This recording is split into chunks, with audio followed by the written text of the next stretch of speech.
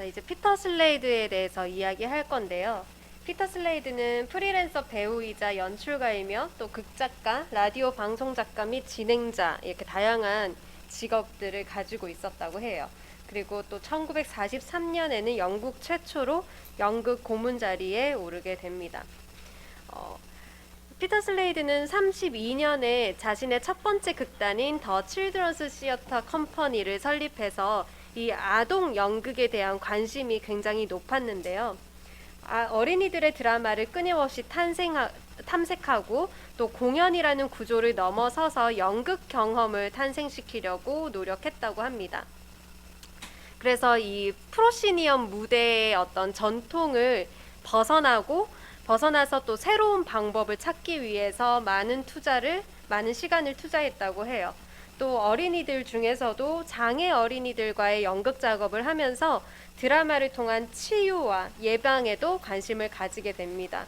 그래서 여러분들도 교육 연극을 나중에 이제 현장에서 수업을 진행하거나 또는 공부를 하게 된다면 또 결국 연극 치료와 맞물리게 돼요. 그래서 연극 치료까지도 또 관심이 생겨서 공부하게 될 수도 있거든요. 저 같은 경우에도 초등학교에서 한 3년 그 수업을 진행했을 때 한 3년 차쯤 되니까 약간 한계가 느껴지는 거예요.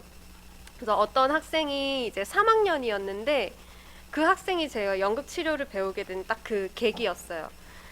그 학교에 처음 수업을 하러 가서 이제 선생님들하고 인사를 하고 이제 연극 예술 강사 담당하시는 선생님이 계세요. 그래서 담당 선생님하고 인사하고 뭐 교장 선생님 인사하고 뭐 그러거든요. 그러고 나서 이제 오늘 3학년 수업에 딱 들어가는데 3학년 몇 반에 그 남학생이 있는데 좀 얘가 문제를 많이 일으키는 학생이니까 좀 너무 깜짝 놀라지 마시라고 이렇게 미리 이렇게 저한테 얘기를 해주는 거예요.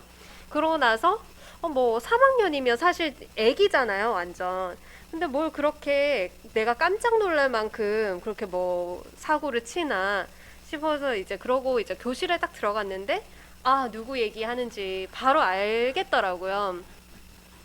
그래서 이제 우리는 막 움직이고 같이 막 표현하고 막 이런 수업이니까 이렇게 움직이는데 내가 안 보는 사이에 옆에 애들을 자꾸 때리는 거예요. 그래서 이제 옆에 여자애가 울고 약간 이러고 또 어떤 때는 이제 뭐 운다기보다는 이제 뭐 걔도 이제 덤비겠죠. 그러면 이제 싸움이 일어나고 자꾸 그러니까 얘 때문에 수업이 이제 진행이 안 되는 거예요. 근데 보면은 3학년인데 이렇게 머리도 이게 빡빡 밀었어요. 그리고 얼굴에 상처가 너무 많은 거예요. 이게 핥힌 자국처럼. 그래서 딱 보면은 이 눈빛이 3학년의 아이의 눈빛이 아니에요. 그래서 제가 막 그 아이랑 이제 대화도 여러 번 시도를 하고 그래서 너가 이렇게 친구를 때리면 걔가 얼마나 속상하고 아프겠냐. 다른 애가 너한테 그렇게 했을 때 너 기분이 어떨 것 같아? 그러니까 저 아무렇지도 않은데요? 괜찮은데요? 전 맞아도 되는데요? 약간 이런 식으로 이제 얘기를 하는 거예요. 그래서 이제 몇 번 이제 대화를 해보니까 좀 아마도 가정에서도 조금 문제가 있지 않을까 막 그런 이제 생각이 들었어요.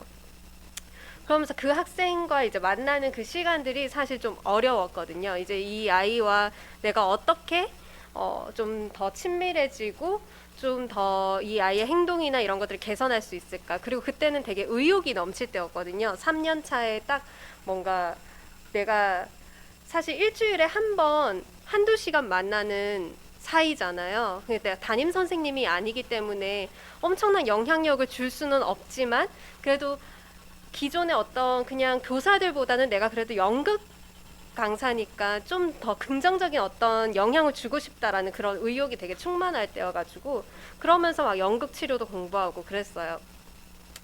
그런데 제가 생각하는 방법이 얘한테 어떤 역할을 딱 주자 이거였거든요. 그래서 걔의 연극 시간 안에서의 반장을 줬어요.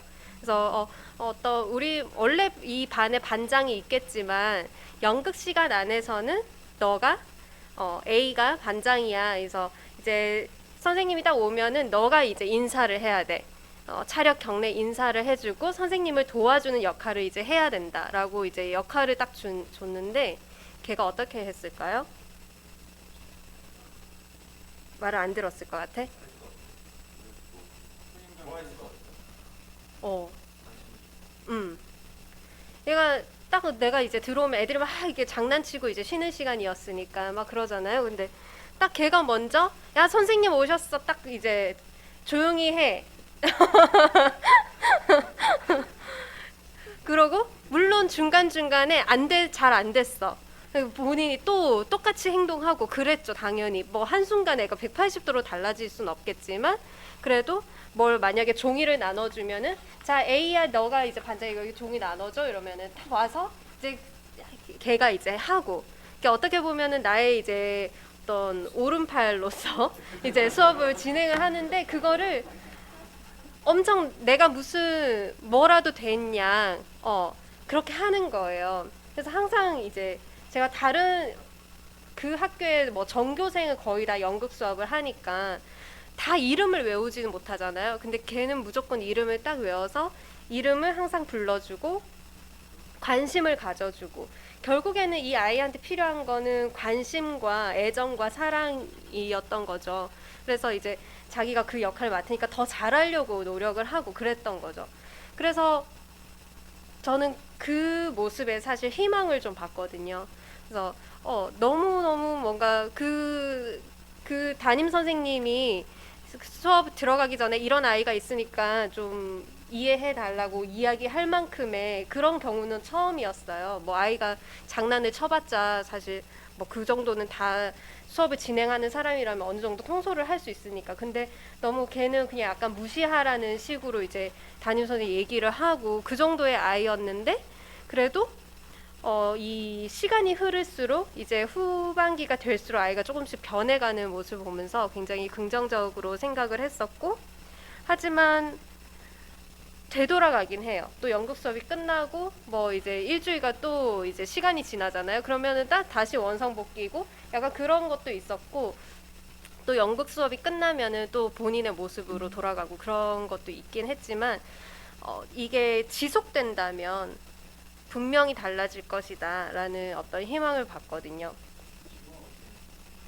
글쎄요. 그게 벌써 꽤 오래전 일이니까 제가 2010년부터 그 일을 시작을 해가지고 거의 그러면은 11, 12년쯤이었을 테니까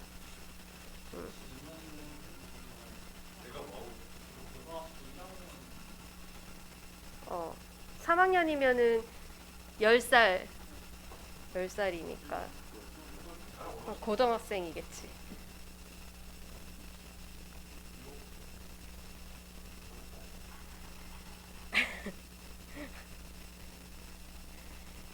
그래서 이렇게 뭐 치료적인 효과도 분명히 연극에서는 있다라는 점. 그래서 뭐 사이코 드라마라든지 이런 것들도 연극에 많이 활용이 되고 있죠. 혹시 경험하신 분들 있으신가요? 사이코 드라마나 연극 치료나.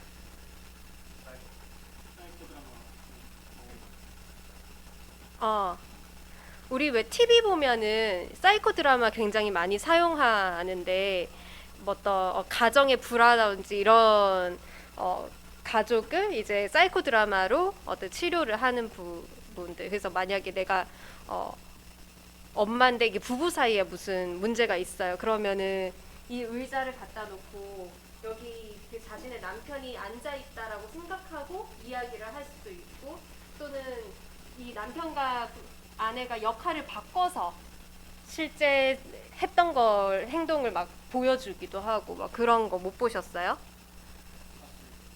어? 그래 그런 것들이 다 막 노홍철이 말 안 듣는 아들 역할하고 그랬죠. 어 그런 거를 이제 실제로 그 진짜 어떤 문제가 있는 갈등이 있는 그 가족들이 실제로 해봄으로써 나 중심적으로 생각하는 것을 조금 다른 사람을 이해하는 그런 시간을 가지는 그런 식으로 하는 게 사이코 드라마예요. 그리고 아니면은 내가 억눌려 왔던 이런 감정들을 좀 표출시켜 줌으로써 조금 어느 정도는 치유가 될 수 있게끔 해주는 것 그런 것들을 많이 사용하고 있거든요. 그래서 미술 치료 이런 것도 TV에서 굉장히 많이 나오잖아요. 특히 아이들 같은 경우에 미술 치료로 해가지고 그림을 그려서 이 아이의 어떤 심리 상태라든지 이런 거를 파악해보고 그런 것도 많이 보셨죠. 그런 식으로 많이 예술이 그런 식으로 많이 활용이 되고 있죠. 그래서 교육적으로나 또는 어떤 치료적으로나 이렇게 활용이 많이 되고 있어요.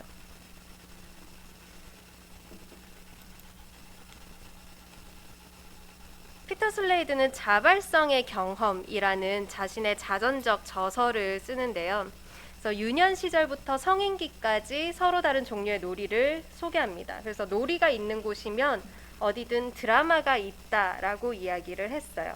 그래서 어린이들의 놀이를 교실 드라마에 그대로 적용하기 시작하는데, 이 피터 슬레이드는 공연을 연습하고 또 대본 연습, 연기 훈련 이런 방법들에 대해서는 부정적인 태도를 취했고, 아이들의 놀이가 그 자체로서 하나의 예술 형태가 될 수 있다라고 이야기를 하면서 이 아이들의 표현을 이끌어내는데 주력을 합니다.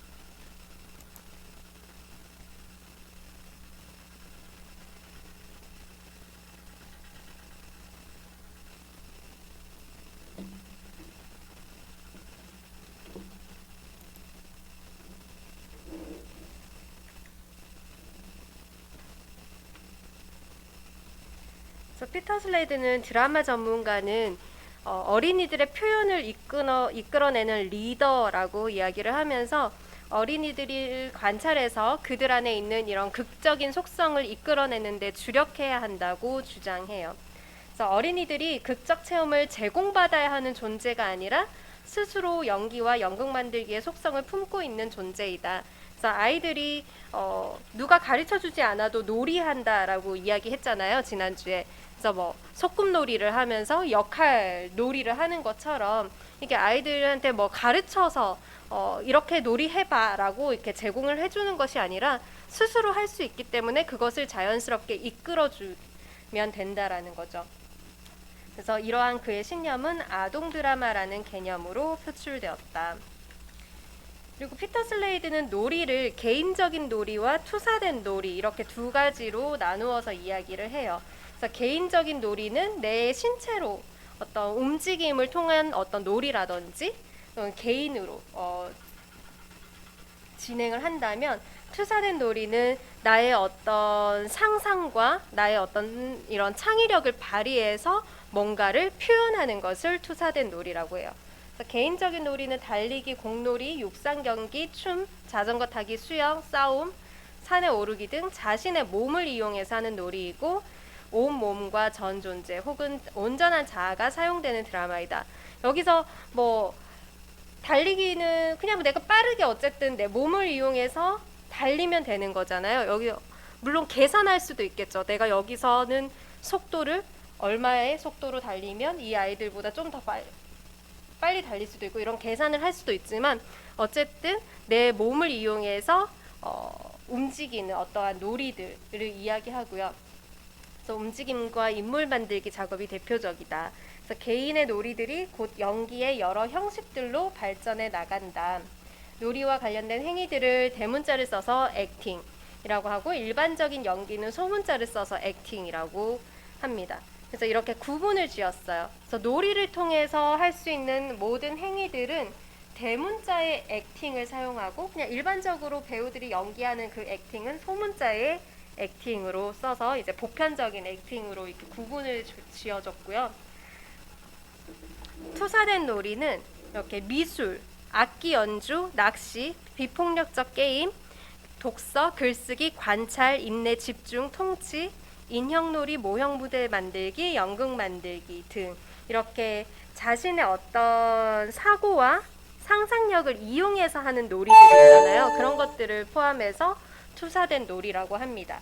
그래서 강한 정신적 투사가 일어나는 과정이 이라고 해요. 그래서 몸 전체를 활용하지는 않더라도 정신적인 몰입이 일어나고 있는 것을 투사된 놀이라고 합니다.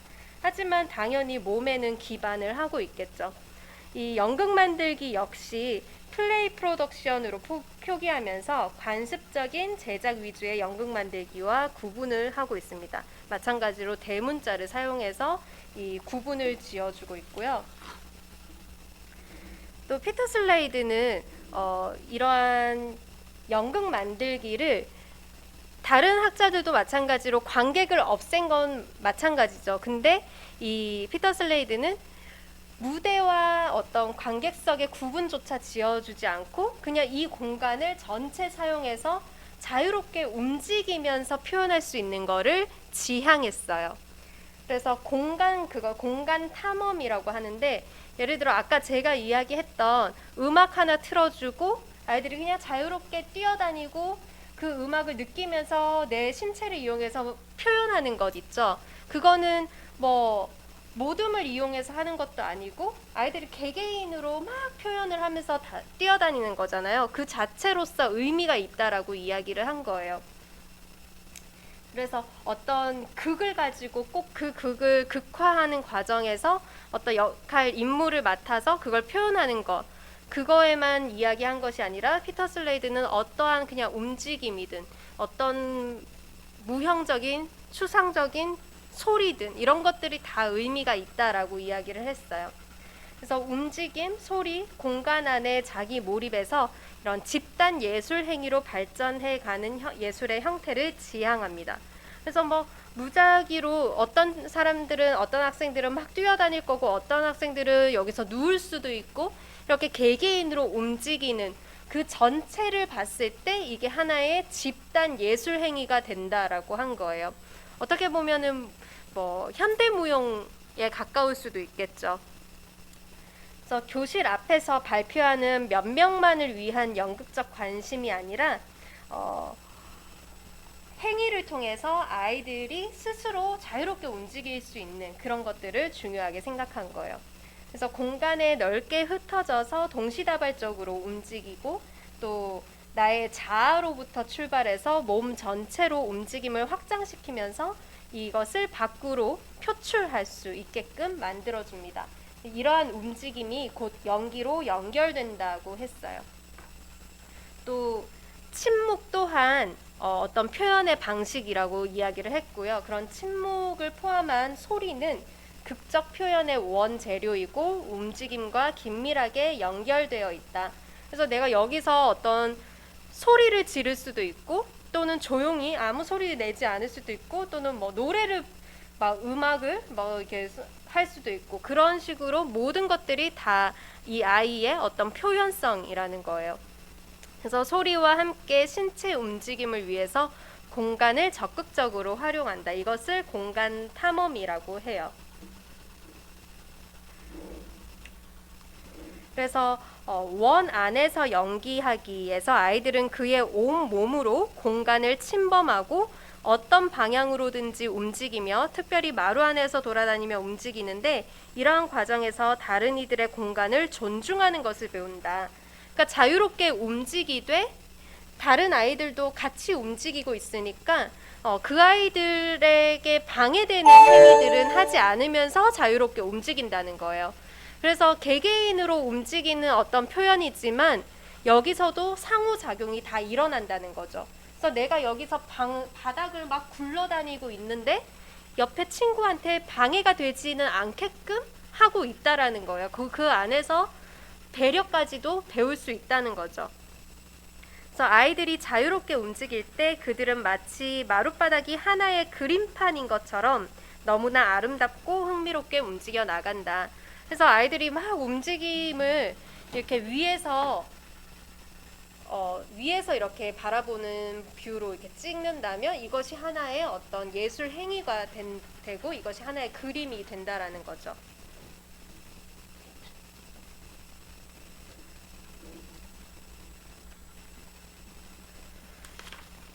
그래서 움직임, 소리, 공간 등의 연극적 언어를 드라마 활동에 적극적으로 활용한 드라마 전문가라고 할 수 있고요. 그래서 슬레이드가 최종적으로 이루고자 했던 그 지점은 공동체의 예술입니다. 그래서 개개인의 움직임이 하나의 예술이 되는 그 공동체 예술을 지향했고요. 개개인의 자발성과 즉흥 표현이 한 공간에서 어우러지는 하나의 총체적인 예술을 지향했던 것이죠. 그래서 연극은 인위적으로 만들어지는 것이 아니라 창조되는 것이고 느껴지는 것이다. 그래서 어떠한 드라마의 스토리가 있는 그 드라마를 각각 역할을 맡아가지고 그것을 인위적으로 만들어내는 것이 아니라 그냥 본능적으로 아이들이 그냥 스스로 나의 몸을 이용해서 자유롭게 움직이는 그것 자체가 이 교실 드라마가 될 수 있다라는 거죠. 이해되시나요?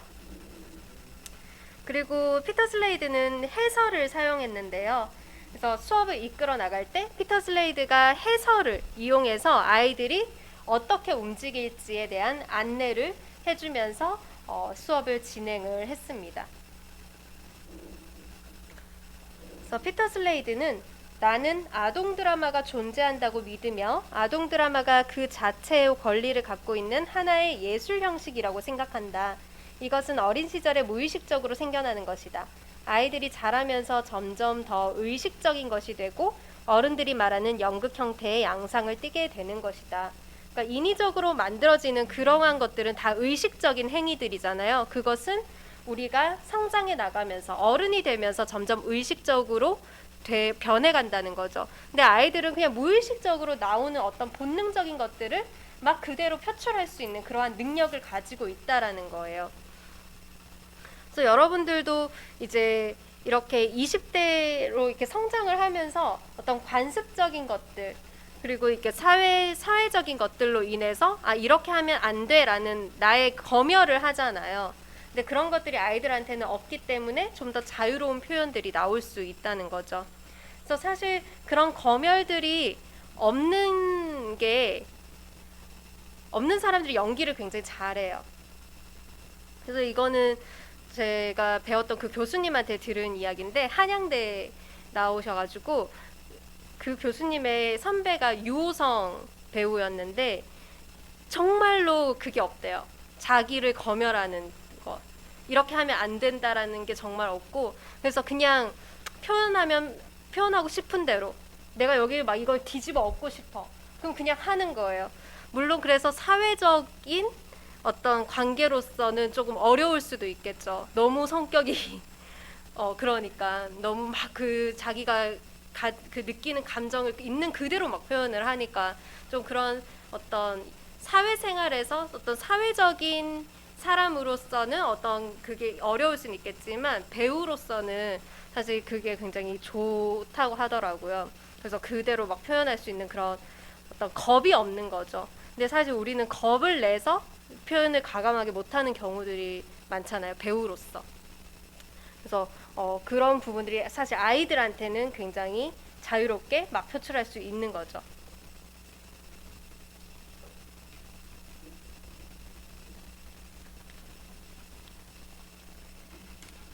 이제 4주차 걸로 오늘 할 내용으로 넘어가 볼게요. 오늘은 도로시 에스콧에 대해서 할 건데요.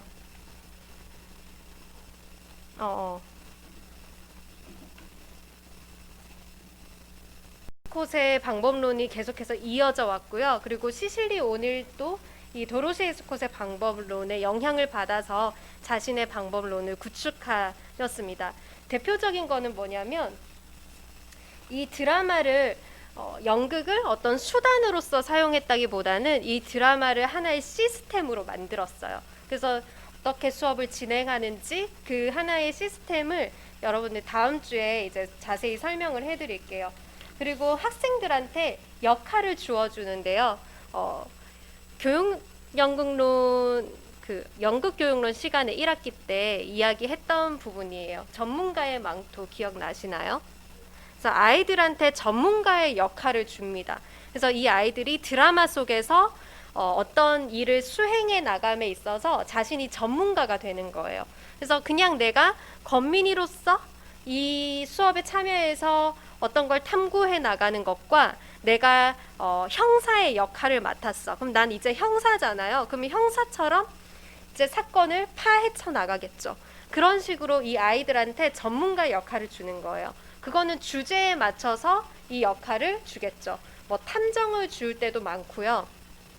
또는 뭐 어떤 만약에 과학에 대한 주제라고 한다면 어떤 자연 뭐 연구가 뭐 동물 연구가 뭐 이런 식으로 전문가의 역할을 주는 거예요. 그러면 본인이 그 역할을 맡아서 이제 이 주제에 대해서 드라마 속에서 이야기를 실행해 나가는데 좀 더 전문가처럼 본인이 더 깊이 있게 연구하고 이것이 하나의 동기부여가 된다는 거죠. 이것을 전문가의 망토라고 하고요. 또 교사는 역할을 입어서 진행을 하게 됩니다. 그래서 내가 수업을 진행할 때 지금은 그냥 연극 강사로서 수업을 진행하잖아요. 그럼 이렇게 평범한 모습으로 진행을 하다가 역할을 입을 때는 하나의 변화를 줘요. 예를 들어 뭐 그냥 모자를 하나 딱 쓸 수도 있는 거고 또는 어떤 바바리 코트를 입을 수도 있는 거고 이런 식으로 그냥 하나의 포인트로 변화를 줌으로써 그 아이들이 이제 인지하게 되겠죠. 아, 저 바바리 코트를 입었을 때는 선생님이 아니라 어떤 탐정이 되는 거구나 라고 이제 인지를 하게 되면서 거기에 맞춰서 이제 아이들도 대하기 시작해요. 그런 식으로 해서 이 선생님은 그냥 오로지 알려주고 방향을 지시하는 이 안내자의 역할뿐만 아니라 그 드라마 속으로 같이 들어감으로써 아이들에게 더 몰입할 수 있도록 해주는 역할을 하고 있어요. 이렇게 이것을 드라마를 통해서 산다, 살아보기라고 이야기를 하는데 이렇게 굉장히 다른 방법을 사용을 하거든요. 그랬을 때 이 교사가 어떤 역할이 들어가기도 하고 나오기도 하고 하면 당연히 이 하나의 틀이 형성이 되어야겠죠. 이 교사 안에는 이 수업을 이 드라마를 어떻게 진행해 나갈 것인지에 대한 그 시스템이 딱 머릿속에 구축이 되어 있어야 수업을 진행할 수가 있겠죠. 그것을 만든 사람이라고 생각을 하시면 돼요. 그래서 사실 그냥 이전에 그 위니프레드의 어떤 창의적인 드라마 그런 방법은 그렇게 어렵지 않아요. 그냥 아이들한테 어떤 것들을 이제 이야기해서 아이들이 스스로 뭔가를 만들어 나갈 수 있게끔 이끌어주는 역할만 하면 되는데 이 방법은 이 교사가 역할이 되었다가 빠져나왔다가 이렇게 같이 해야 되기 때문에 좀 어려워요. 그래서 이 방법을 사용하는 드라마 전문가들이 잘 흔치는 않아요. 근데 서울문화재단에는 그런 형식을 사용해서 수업을 진행을 하는 방법들을 하고 있기 때문에 거의 TA 강사들은 이런 식으로 많이 활용을 하고 있고요. 그래서 지금은 여러분들이 이야기만 들었을 때는 그래서 어떻게 진행한다는 거지? 라는 이제 의문이 좀 들잖아요. 다음 주에 같이 영상으로 실제 수업이 진행된 그 영상을 한번 같이 보면 조금 더 이해가 될 거예요. 혹시 질문 있으신가요? 네, 그러면 오늘 여기까지 하고 마칠게요. 수고하셨습니다.